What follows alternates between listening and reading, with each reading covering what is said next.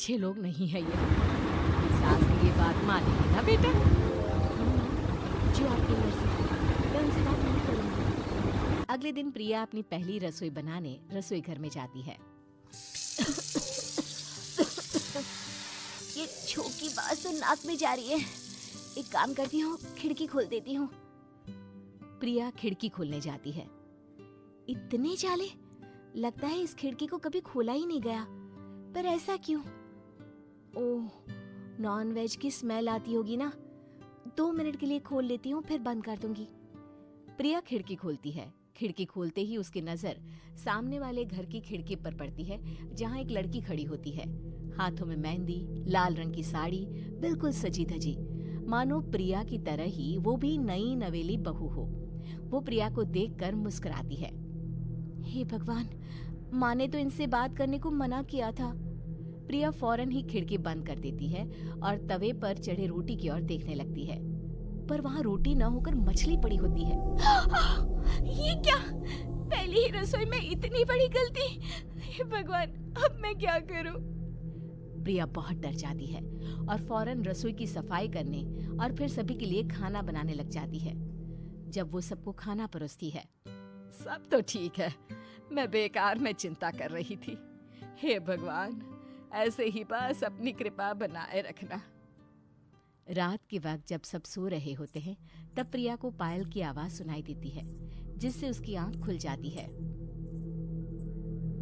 ये पायल की आवाज कहाँ से आ रही है? प्रिया उठकर उस आवाज के पीछे छत की सीढ़ियों तक जाती है। तभी उसे बच्चे के रोने की आवाज आती है। प्रिया छत पर जाती है तो क्या देखती है? वही लाल साड़ी वाली लड़की अपनी गोद में एक नवजात बच्चे को घुमा घुमा कर सुला रही है। तभी प्रिया की नजर उसके पेट पर पड़ती है। ओह गॉड, ये तो प्रेग्नेंट भी है। सुनिए, बच्चा सो नहीं रहा है क्या? मैं कुछ मदद करूं? नहीं नहीं, आपके घर वालों को अच्छा नहीं लगेगा, मैं संभाल लूंगी।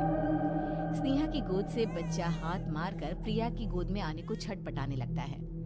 दोनों घर अगल बगल में बने होने के कारण प्रिया उस बच्चे को गोद में ले लेती है। प्रिया के पास आते ही वो सो जाता है। बच्चे का वो स्पर्श रात भर प्रिया भूल नहीं पाती और अगली सुबह वो छत पर कपड़े सुखा रही होती है। तभी उसे एक औरत इशारा करके बुलाती है। स्नेहा कह रही थी बाबू तुम्हारी गोद में आते ही सो गया।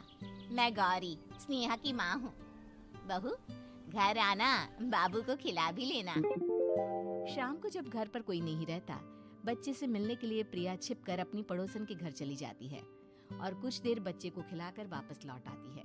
इसके कुछ दिन बाद ही प्रिया को पता चलता है कि वो माँ बनने वाली है। ममता की खुशी का ठिकाना नहीं रहता।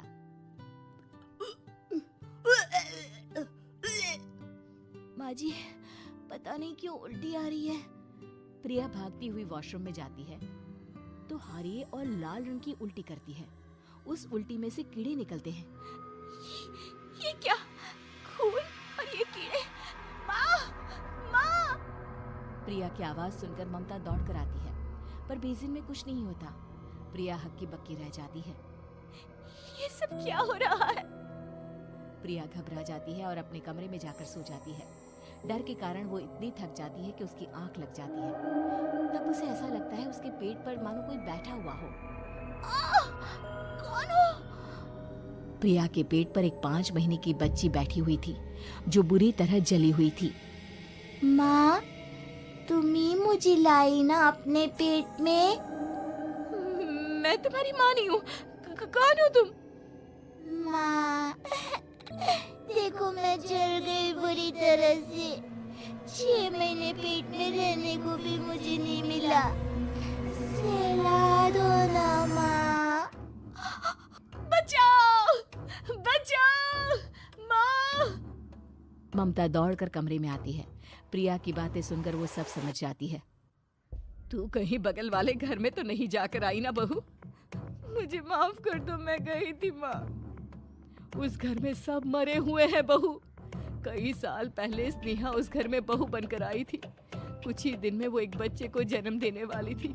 पूरा घर बच्चे के आने की खुशी में खोया था कि एक दिन अचानक उस घर में आग लग गई।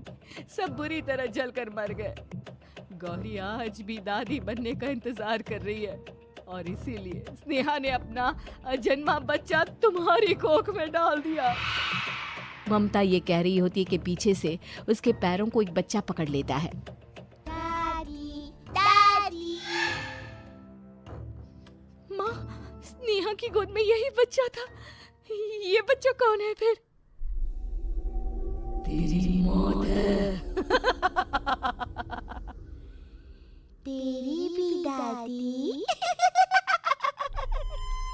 जिस चीज का ममता को डर था वही हो गया। ममता निवास के ऊपर मौत ने चादर बिछा दी थी। प्रिया का पेट ऐसे बढ़ जाता है मानो 9 महीने का हो। 2 हाथ उसके पेट से बाहर निकलते हैं। बहू, संतोष को फोन कर, किसी पंडित जी को बुला बहू। प्रिया का पति भागता हुआ घर आता है। ये तो होना ही था माँ। तेरा पाप तेरे सामने आ गया तो तू सह नहीं पा रही है। स्नेहा घर में आग लगी नहीं थी, माँ ने लगाई थी, प्रॉपर्टी की लालच में।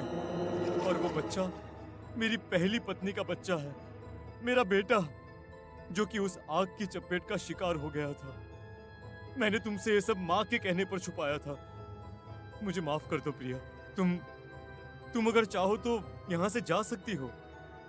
मैं तुम्हें किसी भी बंधन में रखना नहीं चाहता। मेरी शादी हुई है आपसे।